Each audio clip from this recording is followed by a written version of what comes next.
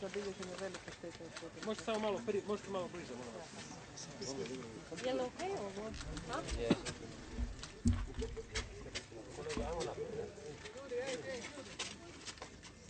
Možemo. Jeste spremni? Evo, izvolite. Prije svega duboka sućut obiteljima ljudi koji su stradali, naših sugrađana. Ovdje, nažalost, 5 ljudi kao nekakva kletva, kao prokletstvo i velika zahvala svim onima koji rade, bez obzira i onima za ljudsku namjeru. Majska Poljana, Majske Poljane i Strašnici su u stvari opće mjesto čitave hrvatske povijesti. Mala, rubna mjesta, zakutne varošice su uvijek bile na prvoj crti stradanja i u ratovima, i u elementarnim nepogodama i koji su se uvijek nakon toga hrabro, motivirano iz tog pepela i cigli i kamena izvlačili, zidali nanovo, borili se i u ovom trenutku moraju znati, i to je najviše što ja mogu, da znaju ne samo da smo uz njih, nego i to da u ovakvim situacijama nema Zagreba, nema Gline, nema Majskih Poljana, nema Petrinje. Postojimo svi zajedno sa jednakim pravom na novi početak. Nažalost, tih novih početaka je u našoj povijesti bilo previše i upravo ovakve Majske Poljane i Strašnici su stradali. Ovdje je poginulo 5 ljudi. Zla kob, šta da kažem. Još jednom hvala svima koji se trude, koji rade ili koji imaju namjeru raditi, jer i ovo je ipak posao koji je ograničen u nekom volumenu, prije svega Hrvatskoj vojsci. Kako vojska pomaže? Pa najbolje što može, međutim u vojarni, nažalost, u Petrinji nema vode. Nema vode, nije bilo vode jutros u cijelom kraju. Da, nema ni u Glini. Da, nema vode. Ali dobro, to vojska rješava drugim sredstvima, cisternama, dakle, međutim, evo, nevolja nikad ne dolazi sama. Ali dobro je, to je vojarna koja je bila obnavljana kao ogledna vojarna Hrvatske vojske. Obilazio sam je nekoliko puta kao predsjednik vlade i ko bi rekao da će u stvari prvo poslužiti i privući pažnju hrvatske javnosti u ovako jednoj teškoj priči. Dobro, vidimo, ljudi spavali su u svojim automobilima, ostali su bez domova. Kada bi država mogla doista konkretno pomoći? Država već pomaže, ali ja nisam predsjednik vlade i ovo nije prebacivanje ping-pong loptica, naprosto nije korektno da dajem tehničke odgovore. Dakle, država radi sve što može u ovom trenutku. Jeste pričali s građanima, što vam građani kažu? Građani, ljudi su očajni i preplašeni. I u Zagrebu su preplašeni, a ljudi u Petrinji su jučer bili poneki, doduše, i bijesni. I taj bijes je prema svemu. Dakle, prema sudbini, prema okolnostima, prema osjećaju što opravdanom, što manje opravdanom, da su ostavljeni i zaboravljeni. Naprosto, to su situacije u kojima, čak i ako vam se neko osobno obraća, morate mirno proći, slegnuti ramenima i probati pomoć, ne? Mislim, majka je ostala bez djeteta na koje se srušila jučer i otac, koji se srušio zid, no, u biti novo obnovljene kuće. Što očekivati u takvoj situaciji nego da ljudi budu izvan sebe. To je to. Ali ljudi se bore, diže se, grade se. Dakle, to su ta mala, opća mjesta hrvatske povijesti i uvijek nevolja na njih. Najviše na njih. Kako gledate, evo i susjedi su nam novčano priskočili u pomoć?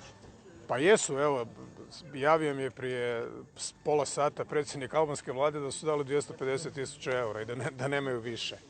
Mislim, to nije malo novaca za grad, ajde nije samo Petrinja, dakle ima tu i osim Petrinje, ali ako je to dala jedna mala i ipak ne baš imućna Albanija, onda će biti i više. Ne. Mislim, pomoć će se skupiti to vrlo brzo, to je izvjesno. Ne? Je ova silna nesreća zapravo prilika da se poprave i neke druge stvari, neki problemi koji kronično muče ovaj kraj?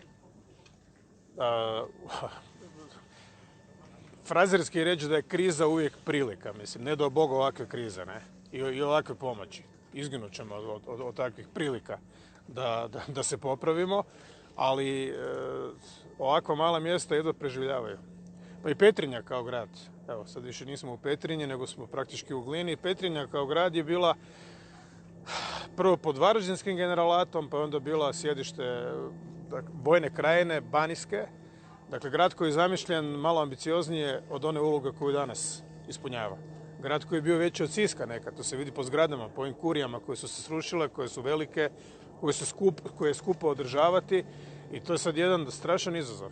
Tamo je srušena crkva u ratu do temelja, pa je sad izgrađena, ona se drži, ali cijeli centar grada je jedan mali kulturni spomenik.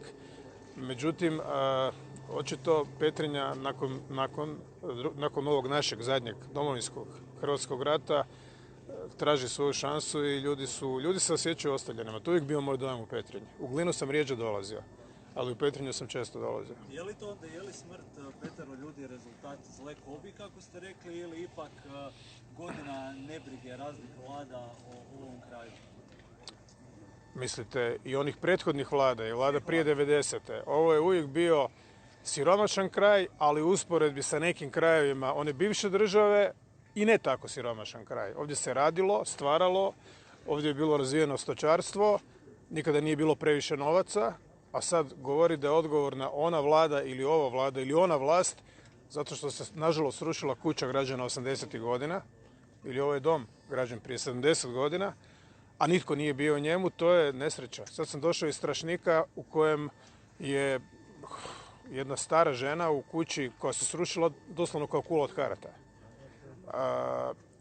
Praktički izbjegla smrt slučajno. Dakle, zato što nije stajala tu, nego tu u tom trenutku. Eto, to je sreća. Dobro, bilo bi još mrtvih. Mnogi ljudi su ovdje ostavljeni. Recimo a i dogradonačelnica je rekla da je ovo bilo zapravo bogato selo prije rata. Dakle, ne bih sada ulazio u to je li bilo bogato ili nije, ali nije bilo bijedno i bilo je života u njemu. Malo prije u Strašniku kažu da je to jedno od mlađih sela gdje je prosječna dob 50 godina. 50 godina više nije mladost. I to su rekli bez ironije, dakle, to je nekad bilo jako staro. Naprosto ljudi idu više prema gradovima, i to ne mislim na Glinu, mislim na Zagreb. I Hrvatska se sve više i sve grčevitije veže i u biti vuče u Zagreba. To nije dobro. Osim tamo gdje ima novaca, to jedno znamo gdje je na obali. Ne. Tako da ne bih ni u koga upirao prstom i nikoga prozivao.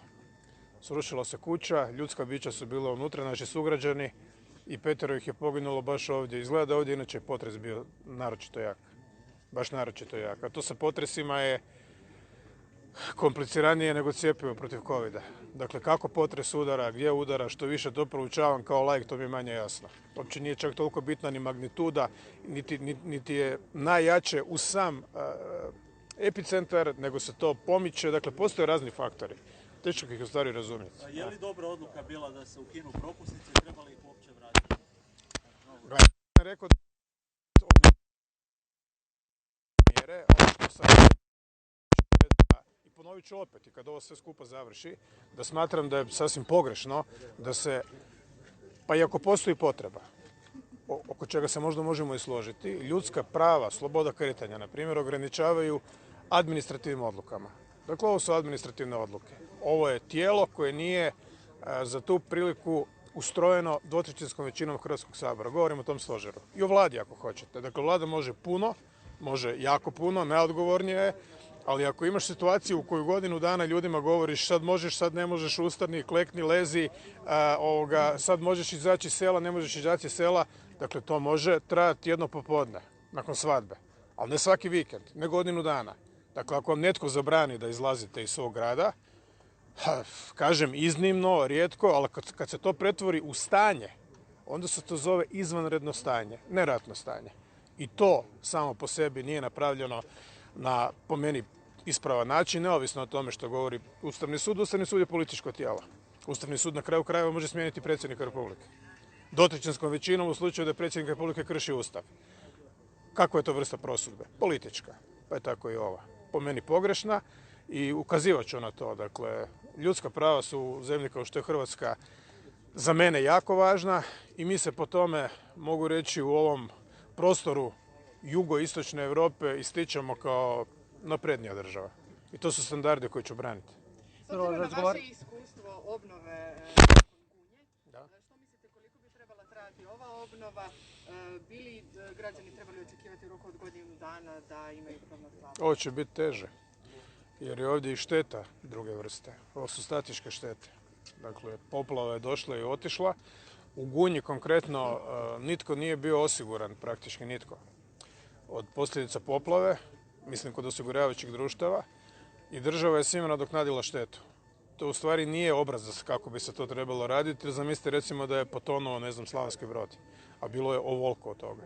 Država to ne bi mogla platiti. Dakle, to je bila jedna solidarnost na steroidima, rekao bih, u Gunji, ali sva sreća da se nije ponavljalo i da se nije ponavljalo u većim gradovima. A potres je, ajde, teško je sad nekom objasniti ko je stradao u poplavi, ali ovo je gore i drugo ovo ne prestaje. Pa kako Znači, ćete ljudi su to uopće izbezumljeni. moći nadoknaditi ljudima štetu? Pa, To su enormne cifre. gledajte, Albanija je dobila za potres u Draču u kojem su se prije godinu dana kod iste snage, dakle kod iste magnitude potresa rušile peterokatnice građana 80. godina, očito loše građane. Ljudi su ginuli kao sendviči. Dakle, snaha predsjednika vlade Edija Rame je sa cijelom svojom obitelji nastradala i poginula u ruševinama iz kojih su ih izvukli tjedan dana kasnije. To je bila strašna, grozna katastrofa. Europska unija je dala 500 milijuna eura grantova i još 500 ili 700 milijuna eura praktički beskamatnih kredita. Prema tome, ne bojim se ja što se novca tiče za Petrinju i za Glinu i novaca će biti. Da, razgovarali ste ovdje sa nadležnima, ljude ovdje, pogotovo u ovom mjestu, zanima prva konkretna pomoć, kada će im stići barem nekakvi kontejner ili nešto, jer oni će i drugu noć dočekati na Dobro, ali otvorenom. to je već sad tehničko pitanje koje će rješavati hrvatska vlada i koje rješava. Evo, tu mogu ja dati odgovor. Znači, kontejner već prvi stižu danas, najmanje 20 kontejnera i najprije idu Majske Poljane. Nadamo se da ćemo uspjeti zbrinuti bar većinu ljudi, stanovnika Majskih Poljana. Sve su donacije od Samo nije ljudi. tehničko nego životno pitanje, ljudi su na otvorenom. Kada pitate za nadležnost, dakle to je tehničko pitanje koje 20 će vlada kontejnera za riješiti. Majske Poljane. Ja mislim da ćemo dobiti, prema pozivima koji mi ljudi upućuju, da ćemo dobiti kontejnere stambene za sve koji ne mogu biti u svojim kućima. To nije samo Majske Poljane, to su Drenovac, Martinović i Ravno Rašće, sela gdje su najviše pogođena sa potresom i Glinsko Novo selo. Pa evo, jedni su već krenuli iz Poreča, znači kreću za sat vremena iz Zagreba i uglavnom nadam se do večeras da će svi biti tu. Dakle, kad sam rekao tehničko pitanje, nisam mislio nebitno pitanje, to je pitanje koje se sad rješava tehnički. To za Hrvatsku državu, srećam jer su ovo mala mjesta, nije toliki problem, to možemo riješiti, ja sam uvjeren, i bez međunarodne pomoći. Prema tome, dok god ti ne treba široka međunarodna pomoć, to znači da je nevolja ipak u granicama nekakve normale na koje smo nažalost u Hrvatskoj navikli. I tako svaki puta novi početak. Doviđenja. Hvala vam. Može da ide prema